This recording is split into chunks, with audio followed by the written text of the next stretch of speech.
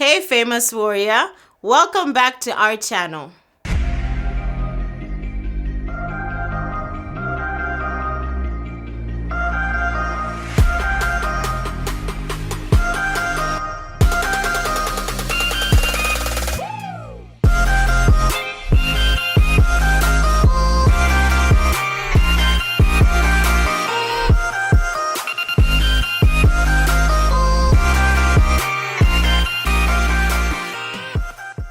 I really hope that you guys are getting settled into this space and really making it your safe space to come, get encouraged, get charged up and inspired as you do day-to-day life. Today I have an old-time friend of mine from back, like way back in the day, youth group days, and he's here to talk about his journey through life and his pivot power and how he's had to navigate big changes in his life to not just affect him but have affected his family, have affected trajectory of his life. And I really hope that through this conversation you guys will be challenged, inspired and encouraged. I've known Seule Zyambo, who is my guest, since 2003. Believe it or not, I was 13 years old when I met this young man. And we grew up in Powerhouse Youth, which was the name of our youth group back then. Camps, all the activities, like we were participants of all the activities back then, the dancing, like everything, you name it, we were participants. So I've known him that long, and he left Zambia to go abroad for school and some other things, and that is what I want him to come and unpack for you guys today. So without further ado, Seule, welcome. Thank you, Louise. Thank you for making the time to be here and to share your story. Right. I know often people think, oh, my story doesn't really mean anything. It's just my story. It's not. There's nothing special about it. But I believe that everybody has something in their story that can help another person. So I appreciate you making the time to be here. Thank you for having me. And in true famous warrior fashion, tell us 5 fun facts about yourself to just kind of break the ice, let the viewers get to know a bit more about you as we begin unpacking our topic for today. Okay, sure. Right, fun facts. First thing that comes to mind is that I'm a Chelsea fan. I support the biggest club in the world. Okay. It's debatable. I'm big on sports, and I love to travel. Okay. And I love to actually one thing I love to do is to serve as well in church. And I'm just big on spending time with family. And big passion, something I'm really passionate about, into politics.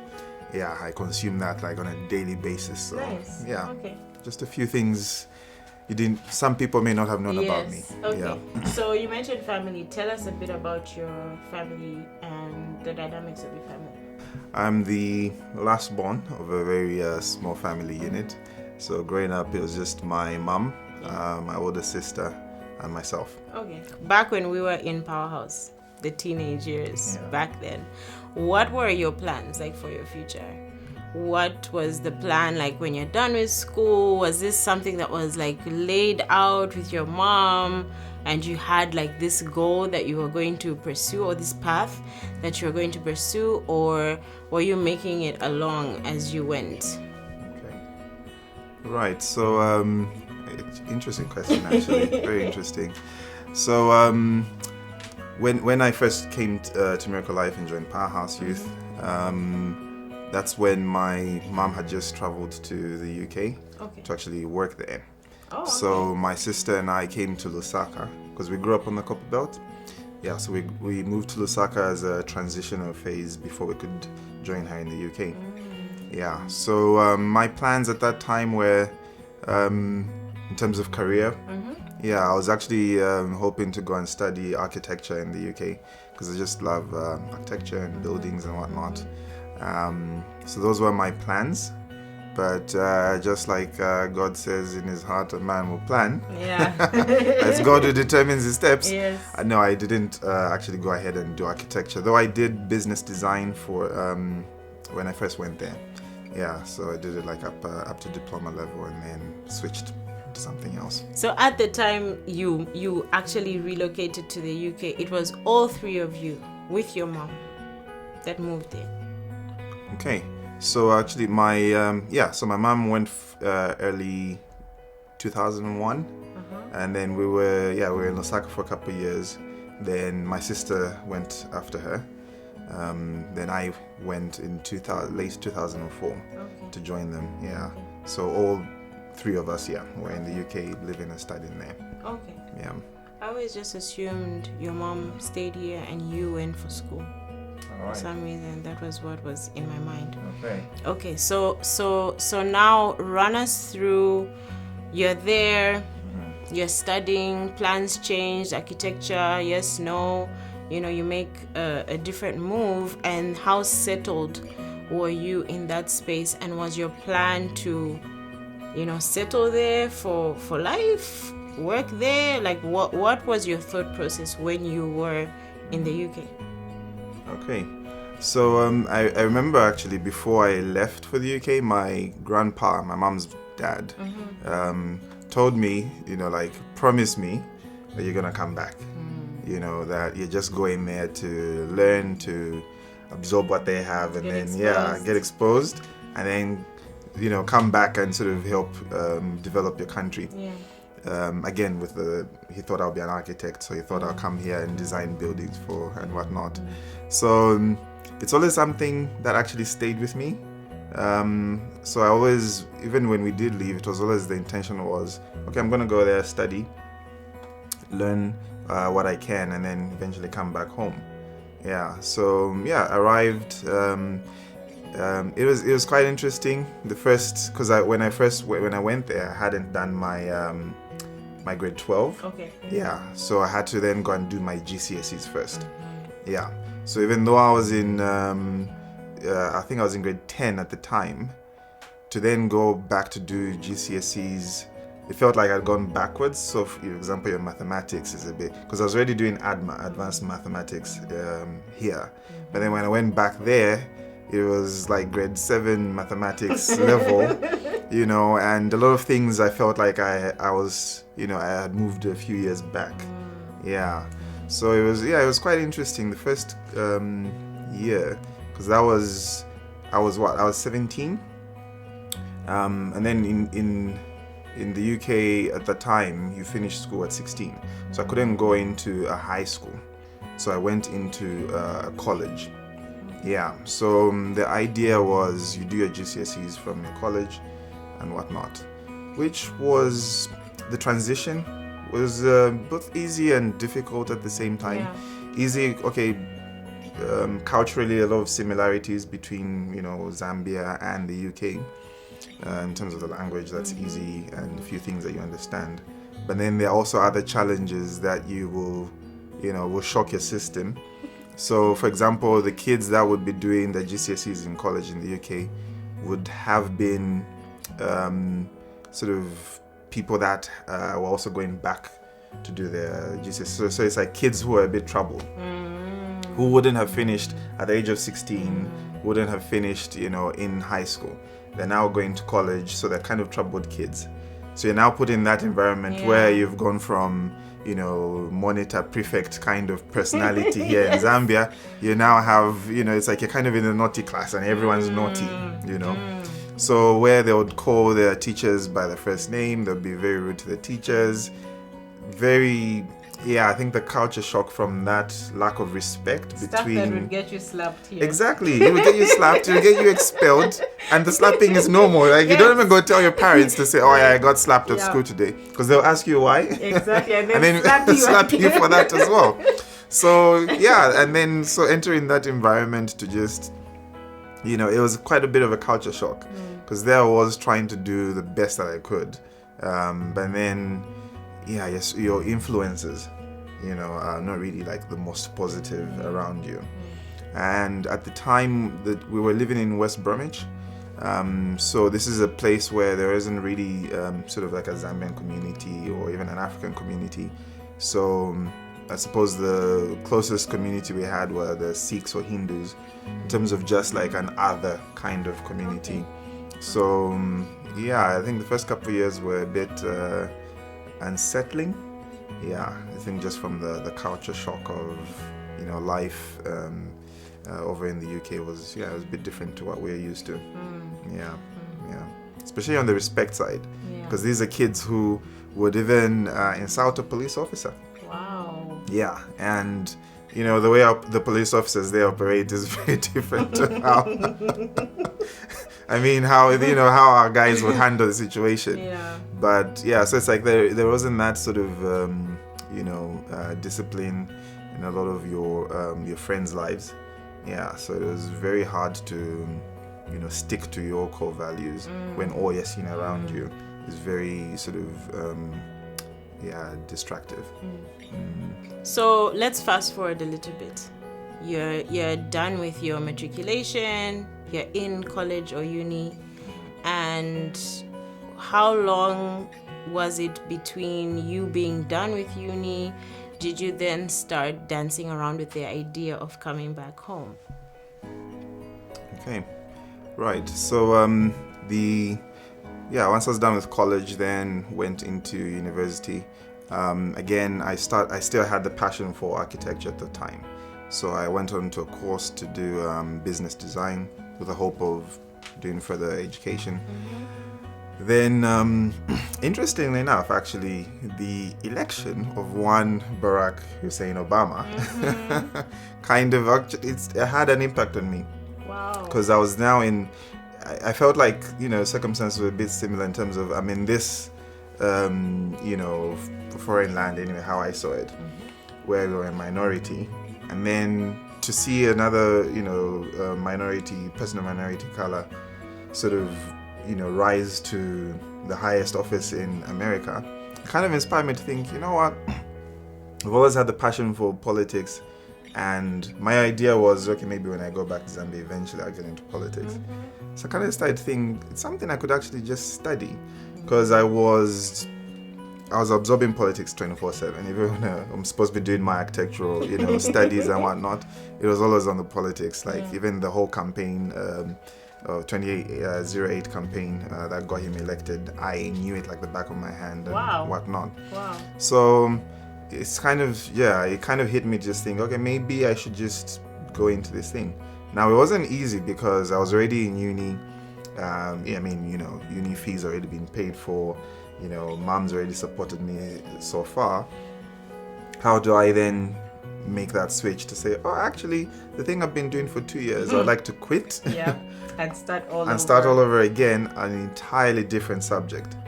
So it wasn't easy. But thankfully, I do have a very understanding and supportive mother. She was able to, I think it's something that they saw already in me, that I was constantly consuming politics, every minute. They must have been like, took you long enough. Exactly, yeah, absolutely. So it was, I suppose the transition I had was easy because I had the support from family. Then I started doing politics at De Montfort University in Leicester.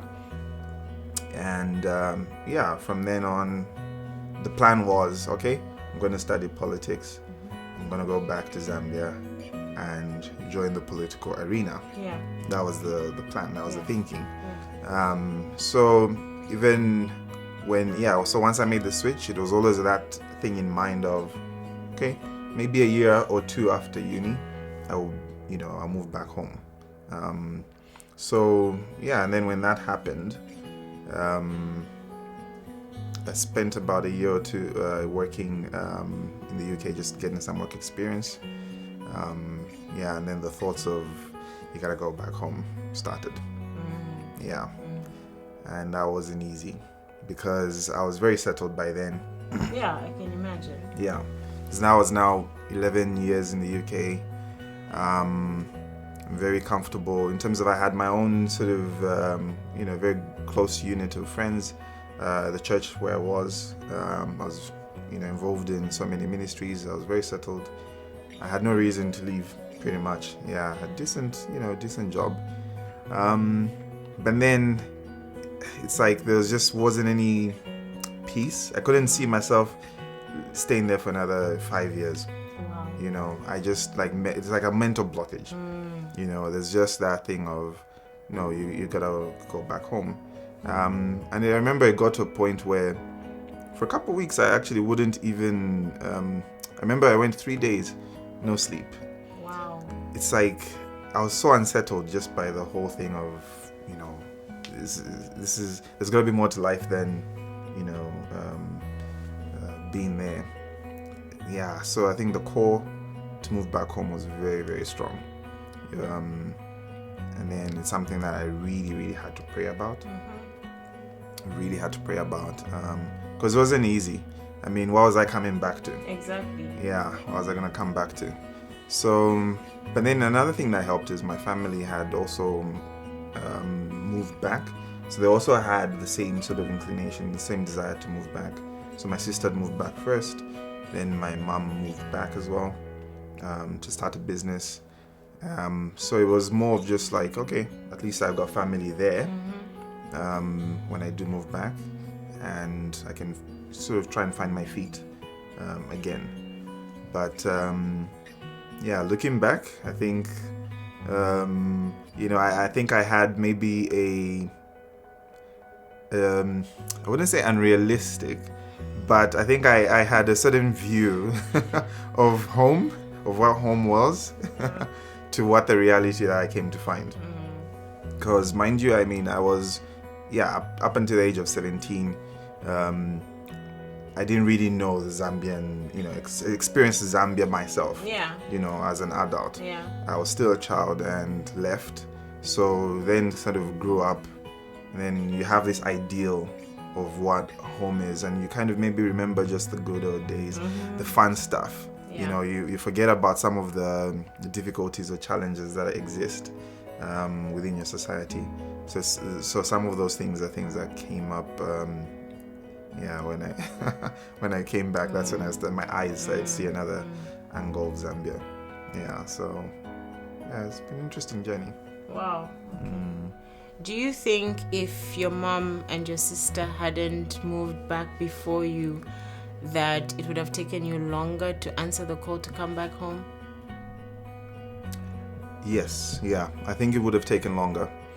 One of the reasons I wanted to come back, so mom had started a business, and at the time my sister was getting married, so she was kind of helping my mom with the business a bit, but she was getting married, so I could tell okay, her focus will probably be on that, and then mom kind of be alone trying to manage this thing. So I always had a sense of obligation or duty to come back and help her, because I mean, she, apart from everything else, she put me through uni, and it's not cheap, that side. Especially when I made the switch. It's like extra costs, extra things that were not really budgeted for. So I felt the need to at least come and give back, just to help her out, establish what she had started doing. So I think that sort of hurried my decision to come back. I may have stayed a bit longer if it wasn't for that, I think. Okay. Yeah, so it helped. Okay. When you did move back, and facing the culture shock of returning back home now as an adult, how did you navigate that space with your relationships, with your mom, your sister, other family members, maybe friends from before you left that you stayed connected with?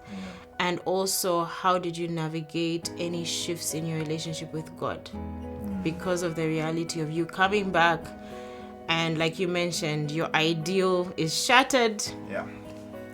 How did you go about that? Right. I'm trying to process that now. I mean, it was. I think one thing I can say is when you're moving back home, especially when you're not really coming back to you already found a job, you already found something established. It will, it will be a test of, your relationships with family, relationships with friends, even your relationship with God. Yep. Something that I did not expect. I just thought it would be, I'm gonna go back home. Maybe it's home.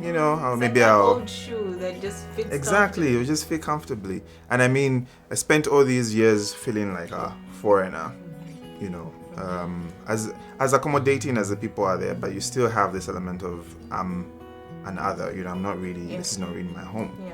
So you kind of just can't wait to be home again, where you're just amongst your people. Yeah.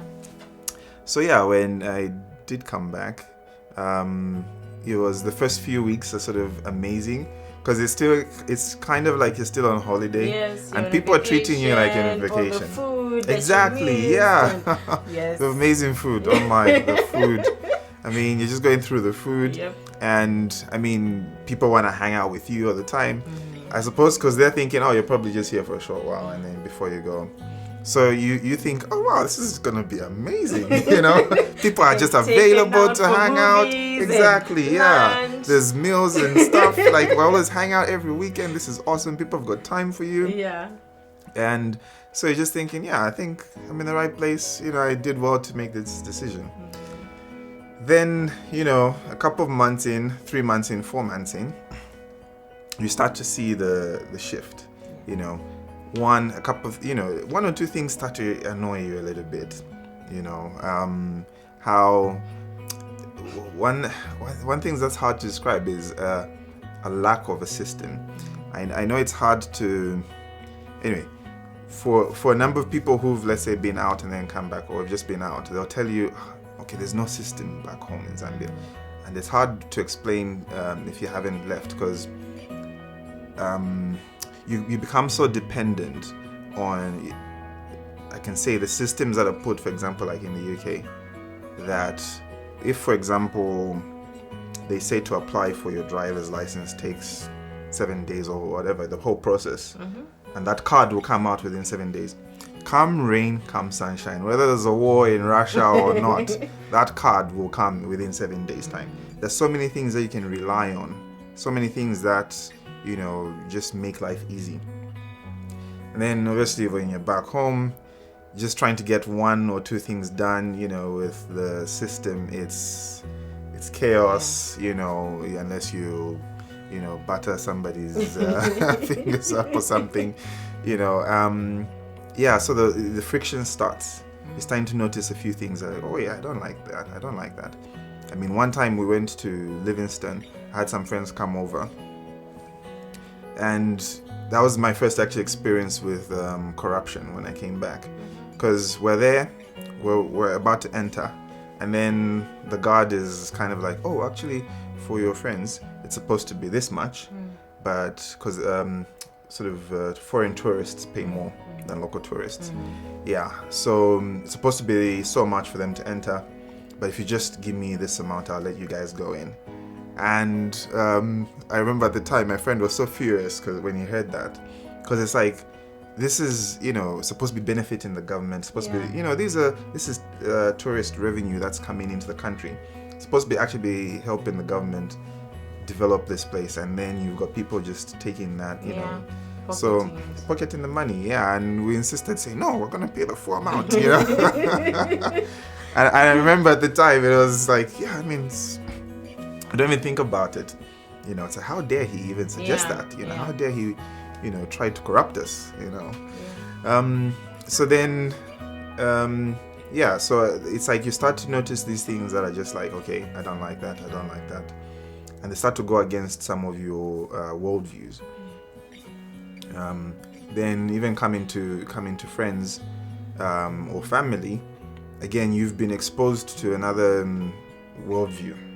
Okay, where some things are okay to do, some things are not okay to do, and then you come back, maybe you hear a family member making a joke that you're thinking that's inappropriate to make. You can't speak to somebody like that. Little things. It could be how maybe people treat or speak to a helper. Exactly, their house help. And you're so shocked to say, how could you, And then what tends to happen, I think, is you start to realize that you're now starting to annoy people. Because you're coming off as a better than thou exactly. kind of, yeah. Exactly. Yeah. Yeah. I mean, you're thinking, oh, I'm just expressing what, I think is my view. But then if you're doing it repetitively, it starts to rub off people the wrong way, So then I remember once I heard it was kind of like, oh, so you're better than us. And I was like, right. Yeah. It's like it kind of hit me to think, whoa, actually me coming out to say these things actually rubs people off the wrong way. Yeah. And, I did part of my political studies, we did philosophy, where there's this analogy of Plato's caves. So it's, in simplification, it's basically just if two people have been exposed to, let's say, just this worldview, and that's all they know as their worldview. If you then take one person away who sees the world in a different manner and realizes that actually I was, not ignorant, but I was limited in what I was thinking. When that person then comes back and tries to convince this other friend or person that their worldview, needs to change, that person will react in a manner to protect themselves and will reject you in a way. So I kind of started to feel like that in terms of certain things that I wanted to uphold or to do were not natural to some people. And it's little things. I mean, even just the same, something like keeping to time. You've been invited to a wedding, and then the wedding says 15 hours, and then I turn up even like 14:30, 14:45, and you think, oh, I'm on time. You sit down, and then that's when you see them draping the chairs and whatnot, and you're thinking, and then the bride and groom only come in 3 hours later. And you're so annoyed by then, and you're like, I can't, and you're maybe even leave before the function ends. Yeah. I mean, again, that will probably be, offensive to, the people who invited you, but then to you as well, you're like, well, you kept me waiting for 3 hours before you started. Yeah. So, I think I could say at one point, even I had to sort of try and start, sort of rekindle my friendships outside or back in the UK, because I felt like, okay, I'm not really clicking with people back home, and it's sad because these are people who've been your friends for so long, and then you're seeing these differences and you're thinking, I'm gonna struggle. So you kind of withdraw from them, even family as well. You start to withdraw from some family members because you thinking we're just not getting along, so you're kind of stuck in this place of, okay, you're home, but then you're desiring for things that you've left behind. So that imbalance can be very, very unsettling. And then even with God, because now you came back with that conviction of, all right, this is what God wants me to do. Yeah. I know without a shadow of a doubt, God spoke to me. He gave, like when the decision came to move back home, I just had the peace. Even when other job offers and things came, I was just like, I was able to reject them because I knew it was God telling me to go back home.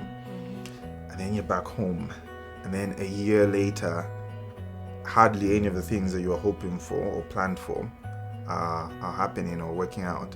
And you start to think, God, I know you told me to do this, but is this what you've brought me back to? Because you find in so many things you feel like you've regressed, And one interesting thing actually that you find is when you move back home and you see your friends and where they are in life and do a comparison. You should never compare. But you will do a comparison and you will feel like they are 10 years ahead of you. It's like in the UK, by the time maybe you're 30, that's when you're like, oh, I think I should maybe settle down. Maybe I should start to, think of, marriage or other things and whatnot. But you find that back home, those things have been happening for most of your friends in the early 20s. Yeah, like I hardly knew anyone who was married in the UK in the early 20s. It's like the 20s are for you. It's just like for you to go out and grow and do your thing, whether it's your studies or whatever you want to do. There's no pressure. No one's ever, you don't sort of see anybody else doing it anyway. So you don't have that pressure. So when you do move back home, and then you're like, wait, most of my friends are either married, They got kids. I mean, they've built homes. Yes. They are, you feel like, whoa, Yeah. there's such a gap. Yeah. And you feel lost. Yeah. Because like, even the things they're talking about, you can't relate. They'll be there talking about, their kids and their toddlers, and you're just like, that's a foreign language to me. And then the only people who understand your friends back. So you kind of you have this tug of war of, did I really make the right choice? Should I just go back where, so now it's like the place where you're coming from starts to feel more like home to you than home is.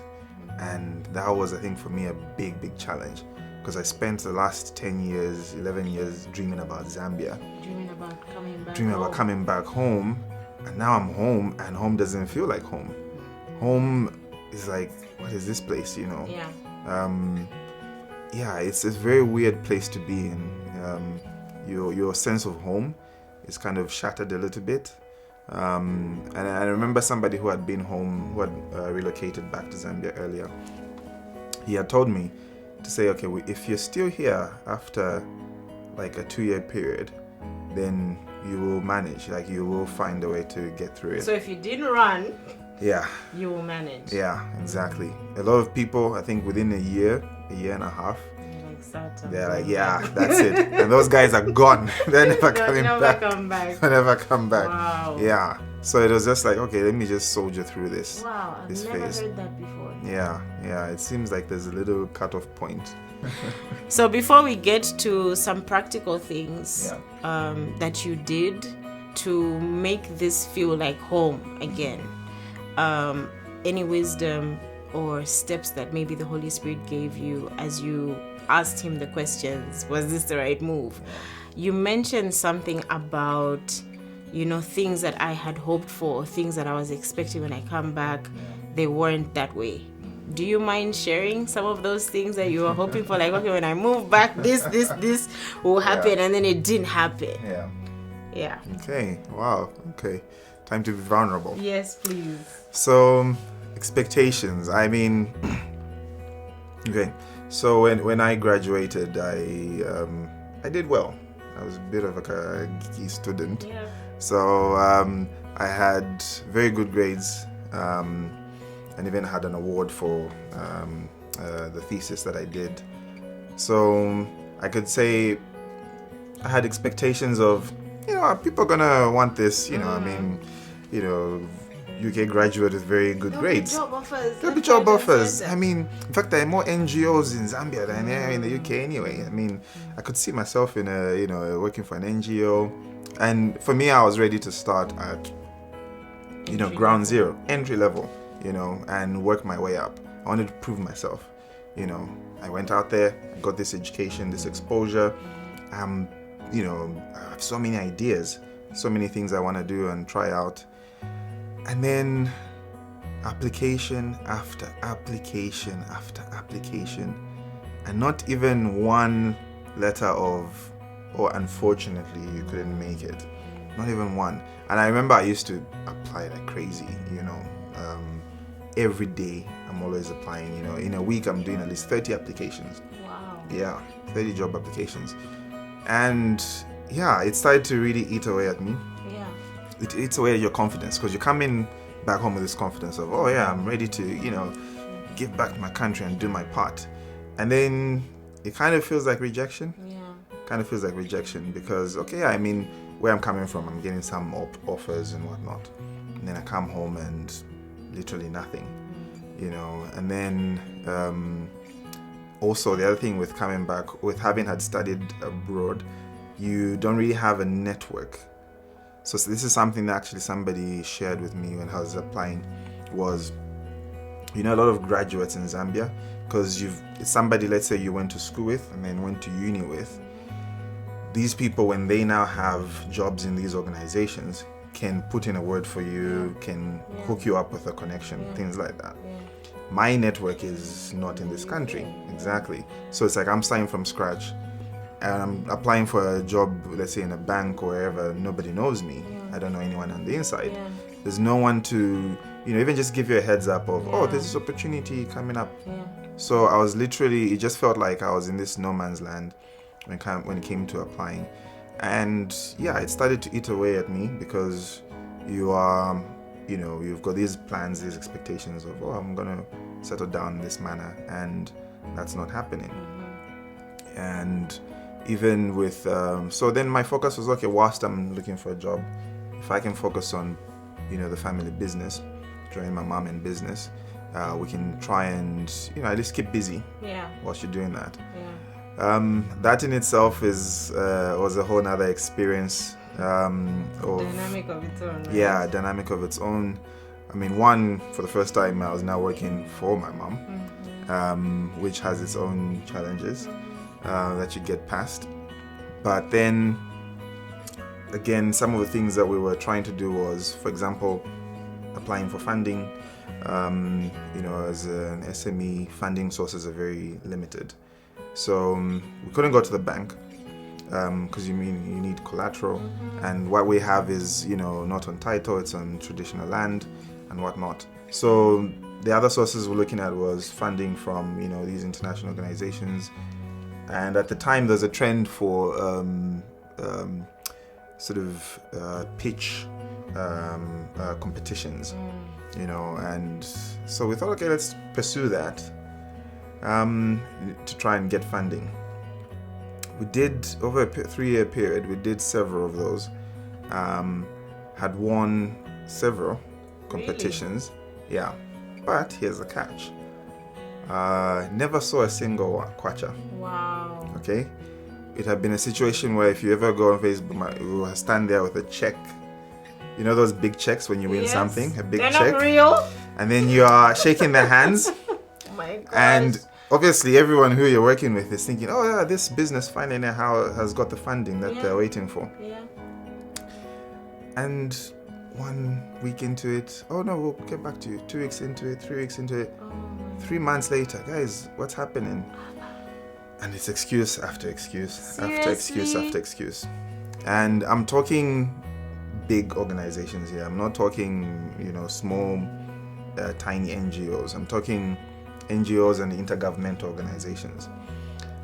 That, for me, I think was something that really crushed me, because you've spent 3 years of your life pouring yourself into this business, and everything you've been doing, working with these supposed funders. After 3 years, there's nothing to show for, pretty much.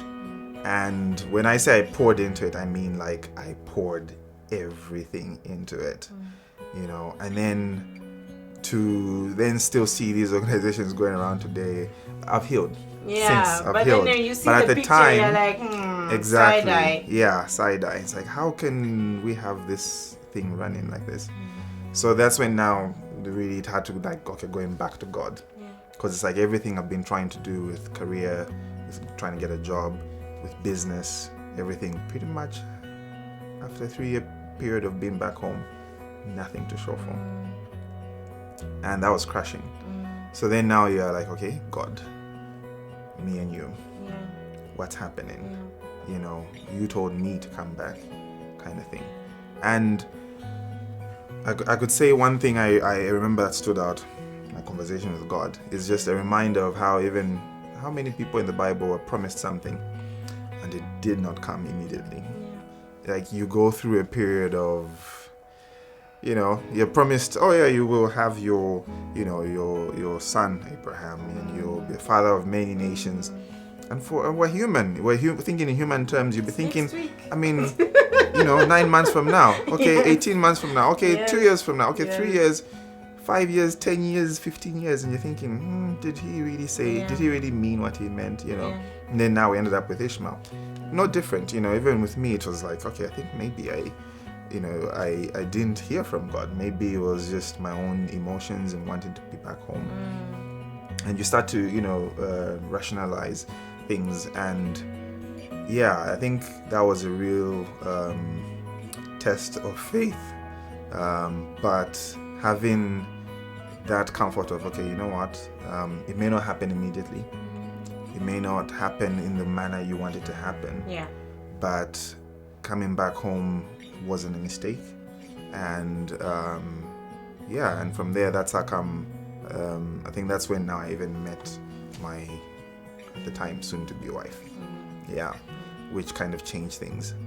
Yeah, so those first 3 years, they were incredibly difficult, because there were times you'd really question God, and be like, how could you take me away from something that was very comfortable, And I remember people would tell me, are you sure you want to move back? Why would you want to move back? And these are people in Zambia telling you that, say, look, bro, just stay where you are. Stay where you are, And I remember 2015, 16, that's time there were elections, and then even the price of fuel was going up, price of food was going up, the exchange rate ridiculous. Yeah. So it was like, it didn't make sense to anyone why we'd want to move back then. But it was, I think, it's a journey that if you decide to say, okay, I'm going to move back and I'm a Christian, be ready to really have your faith tested. Be prepared to really, have those conversations with God daily where it's just like, God, I'm at wit's end and this doesn't make sense at all. And you know what? It's only because like I've got nowhere else to run to. Yeah. That's why I'm here. Yeah. So it was an interesting time. All right. So I want to get practical. Right. For all the people that are watching, people out there that might be thinking of coming back home, or maybe they are back home and they're kind of facing some of the turmoil that you've described. What practical things did you do to reconnect with home? Because it sounds to me like you had waited this 3-year period for it to happen naturally, and it wasn't happening the way that you planned. So what things did you do to kind of grab the bull by the horns and just say, okay, I'm going to make this thing work now by hook or by crook? Okay. Right. So number one thing, I would say, if you're already back home and finding it a challenge, you should, I think, for me, I started with myself. I was able to say, okay, looking inwards, what can I change? Because there's so much on the outside that you can't change anyway. So you have to start with yourself. And like what I had said earlier, where I would always, try and fix problems or always say something, give my opinion. Oh, that's not working. If we can do it this way. Oh, the traffic on Great East it's only if we can fix it, if we just do this, Little things like that can actually be very annoying to people around you. So if you start to sort of let go of some things that you can't have any direct impact on. So instead of complaining about every little thing, all the cues, all the whether is this or this and that, some things you can just sort of start to let go. Say, okay, this is not really on my priority or within my jurisdiction to change. If it's out of my capacity, just let it go. Start to adapt. So number one, start with yourself. You have to adapt. You're now in a new environment. Don't try and bring where you're coming from with you. You're now in this new place, and you also have to respect the culture, the patterns that you're back home to. So I think it really has a lot of intro, self sort of review yourself and see where can I change, what things can I let go of, where can I adapt. And one thing that I found at the time was I was not serving in church. So it's something that I had to look at to say, okay, where I'm coming from, I was serving constantly and always busy. I'm now here and it's been 3 years, I haven't been serving in the church. Maybe that's also got something to do with it in terms of just trying to find a way to settle down. And that's when, at the time, yourself and Caesar had invited me to serve in Merge Plus. Yeah. And so I hadn't been doing anything at church since then. For the 3 years, I'll just turn up on Sunday, during service. Once service is over, I would leave immediately. Not really stick around to say hi to people, get to know people. So I had to start changing that. Make myself available to the things that are happening in my environment. So I started serving at church, meeting more people, the people that would serve along with, and even the people that would come to attend service. Then also it just helps you sort of start to create a network. Because there'll be people I'll be meeting who could connect me to another, institution or organization or people. So it's like doors are starting to open up a little bit. Even finding customers, when people find out what you do and they're interested, and before you know, they start buying your product. So it's really just, I think, something that it starts with you.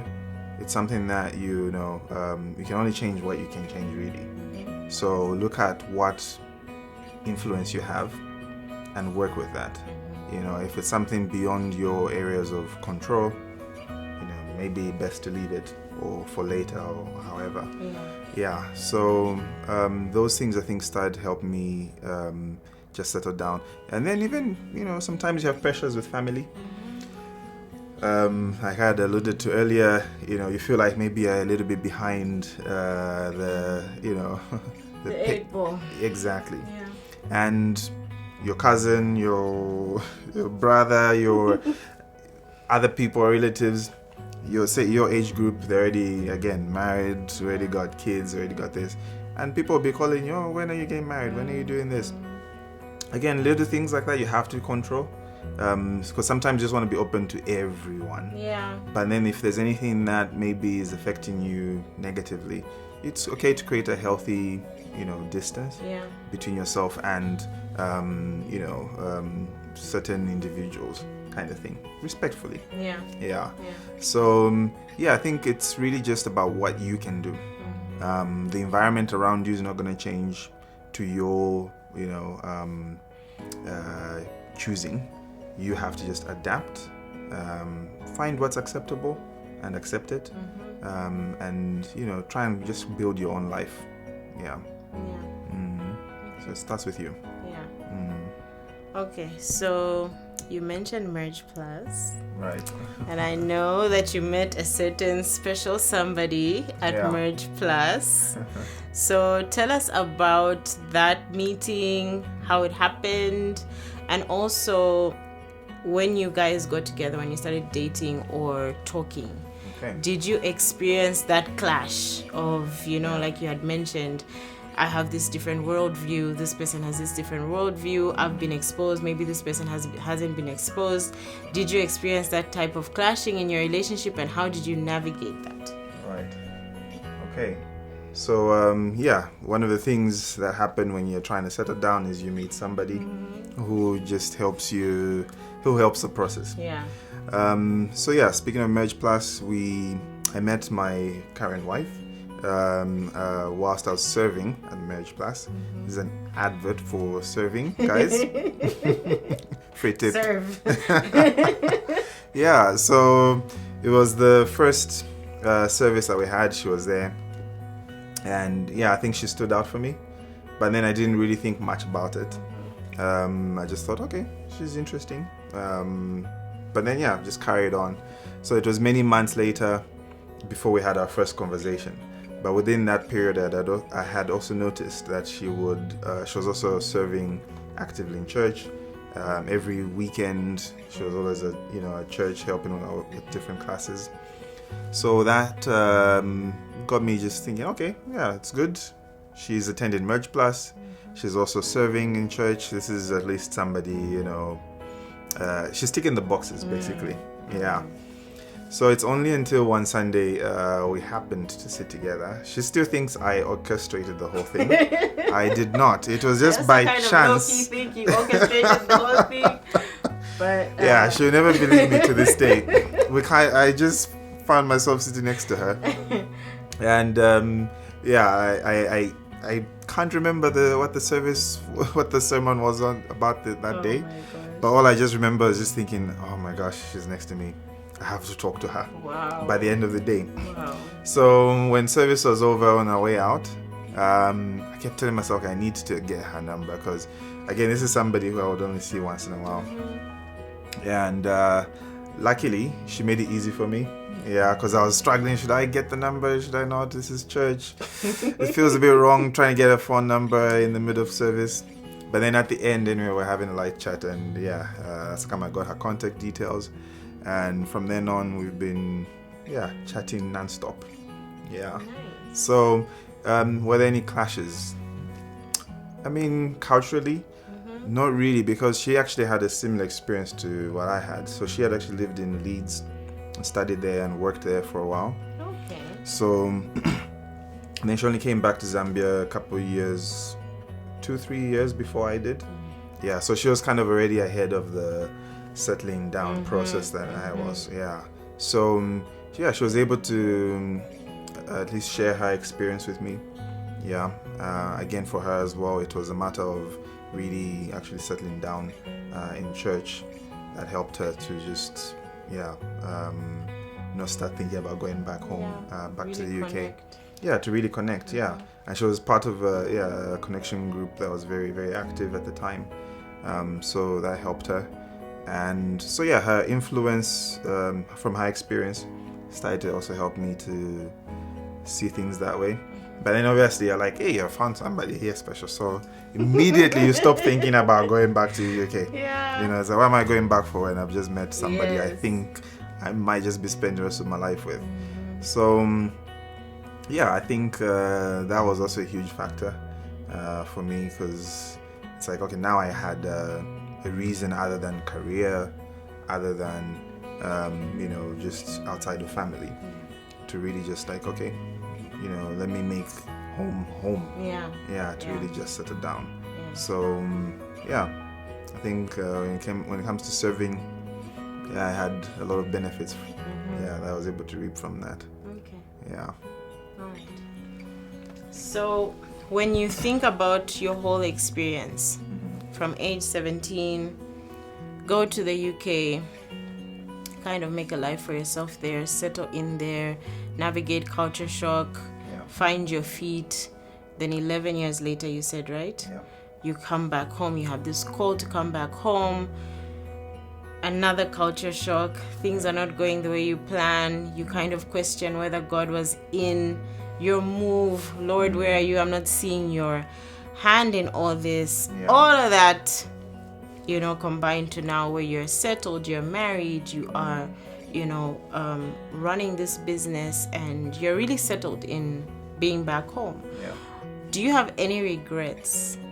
And if you were to do things differently, what would you change, if anything? Right.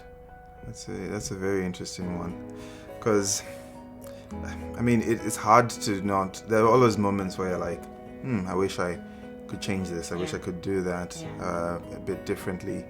But I think all in all, today I can look back and say I think it's fine. What I went through, no matter how challenging, how difficult it was, it's okay.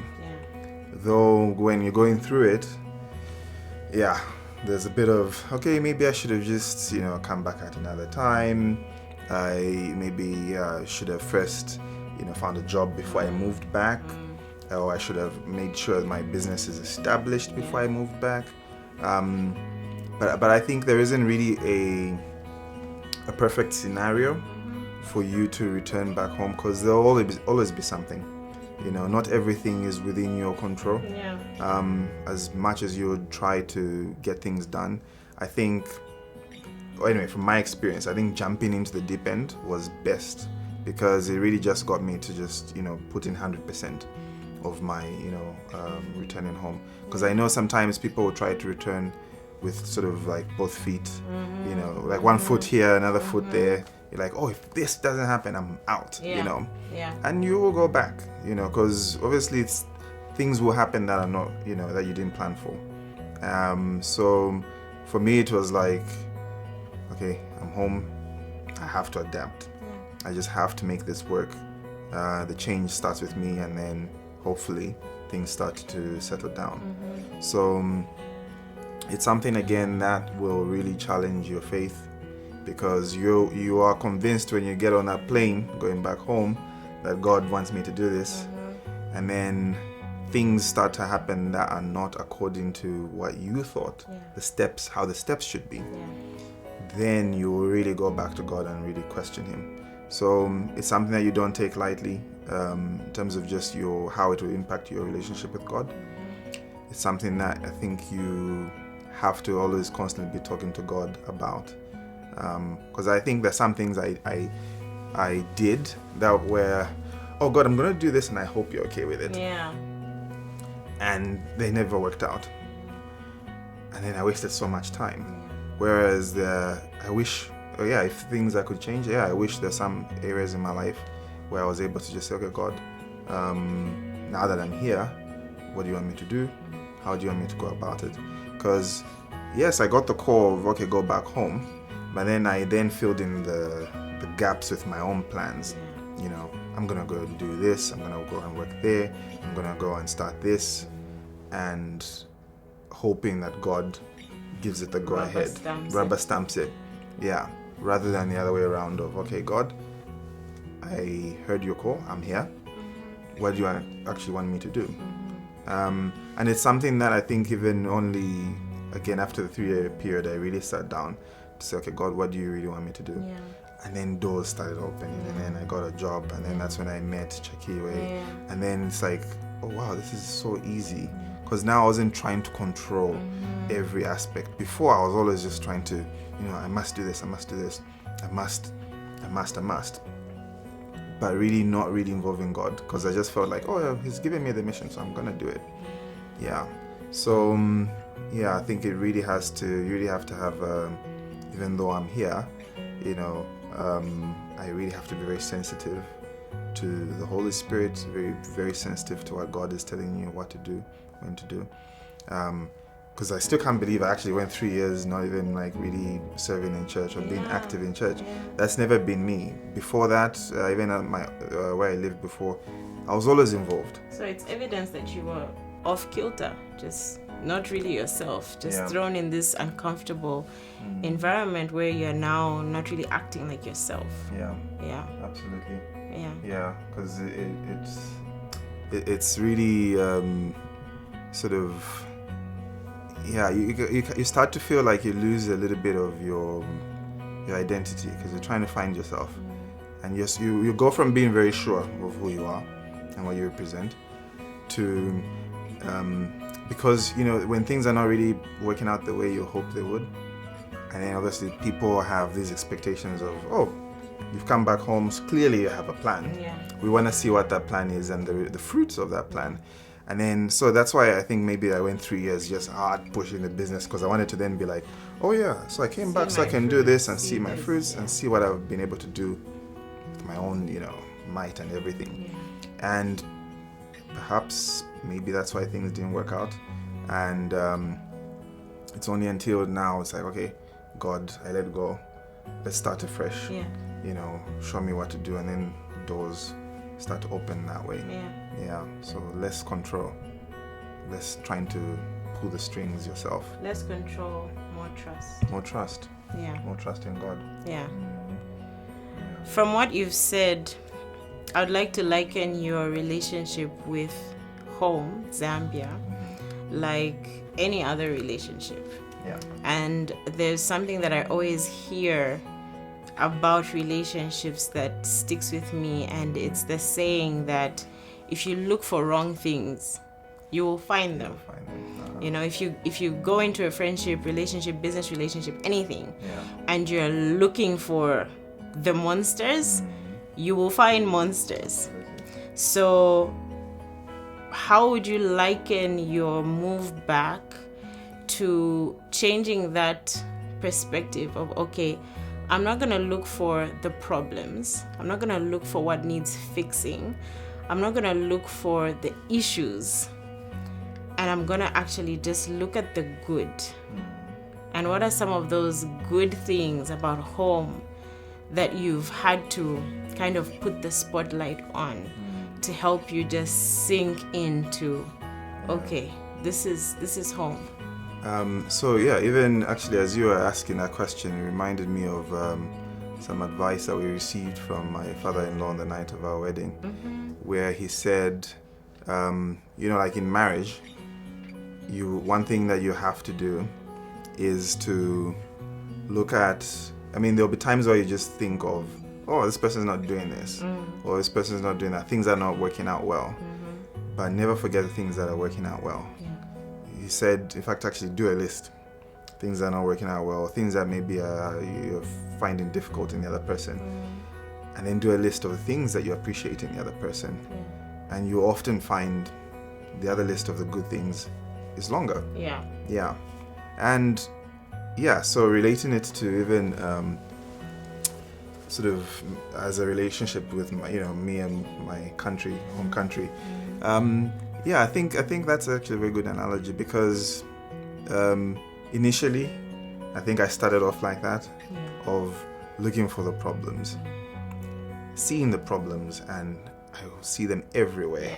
I mean, even in a supermarket, I'll be like, this could be done differently, and this, and then the queue will be shorter, and then if you just, and I've got no influence in that place to start solving the problems, and so you really have to start, looking at actually what's good about Zambia.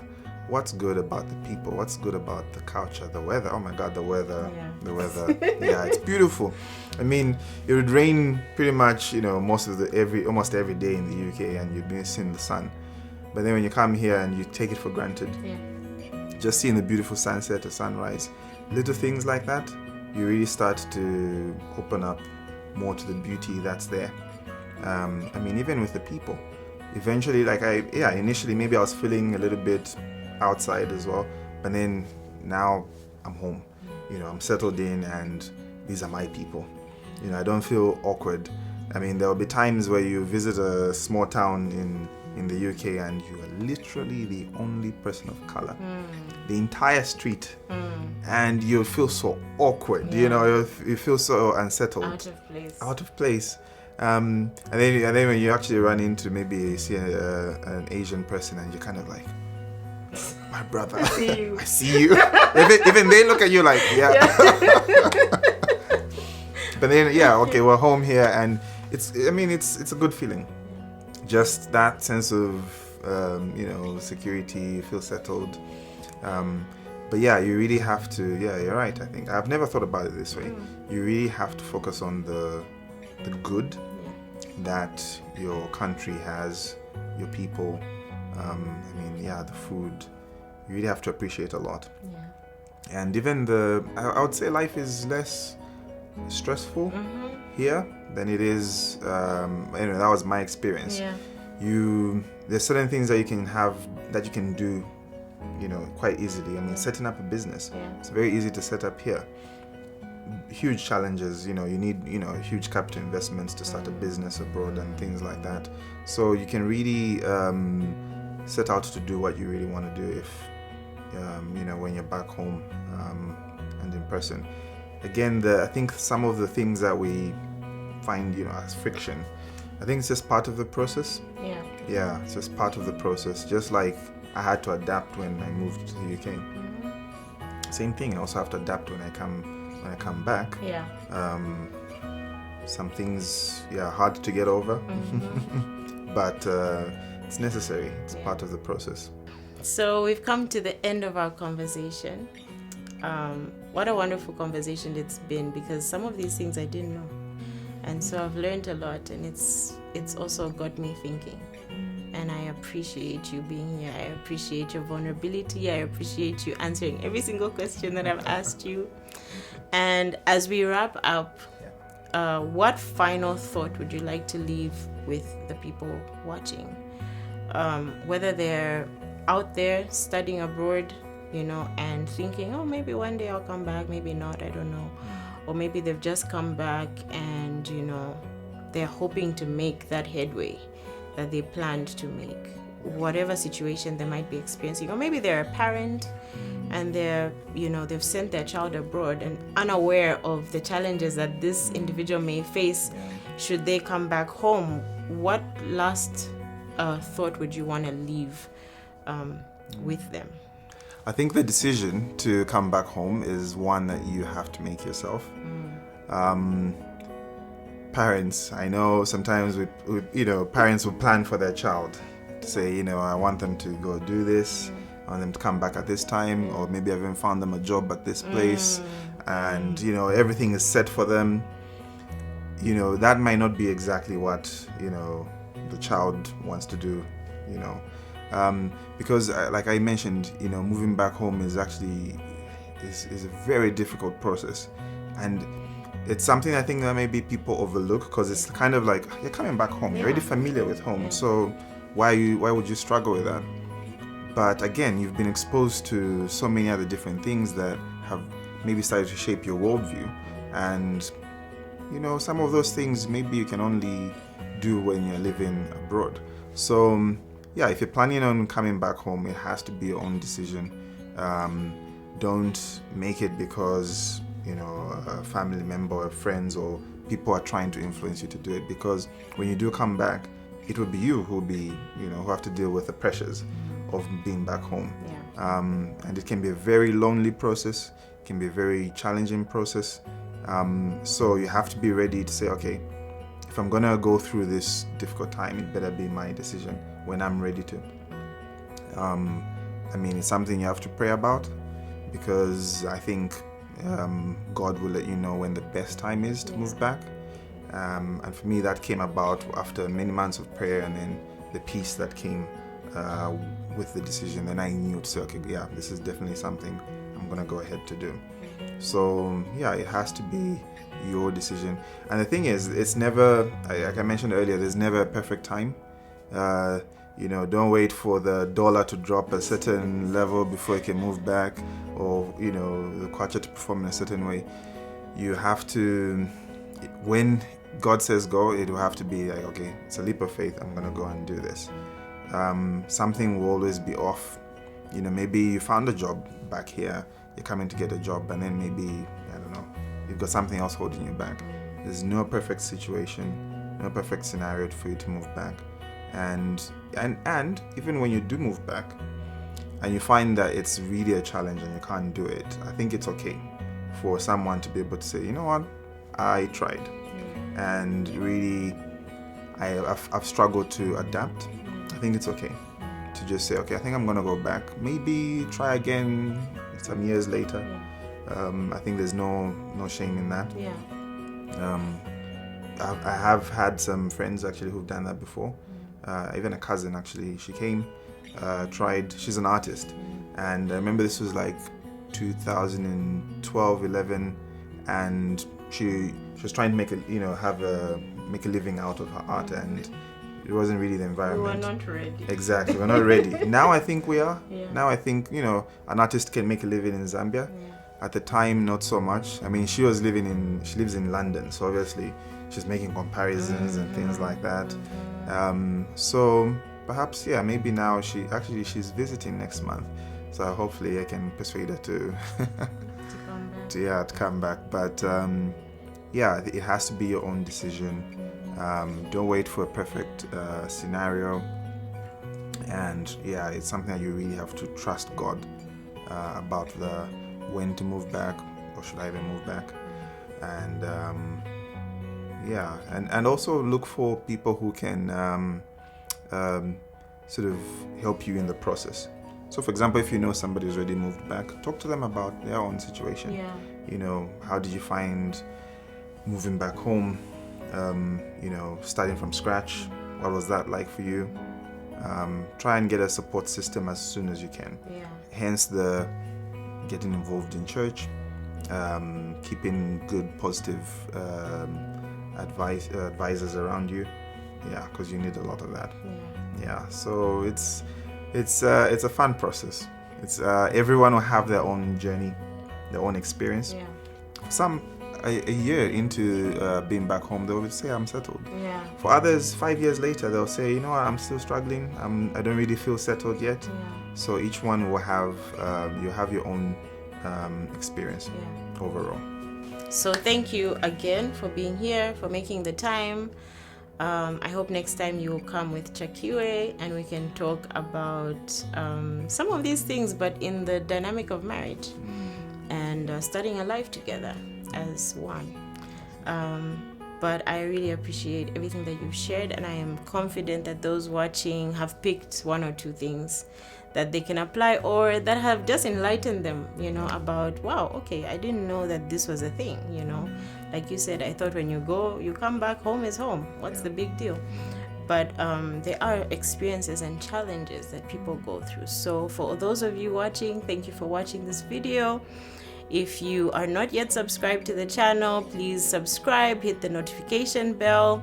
If this video has encouraged you or challenged your thinking, share it with a friend. And remember that even as you go through life with the different adaptations that you have to make, the different pivots that you have to make, your chance to fight is a privilege, and every single day we get that privilege. So thank you once again for watching. See you in the next one.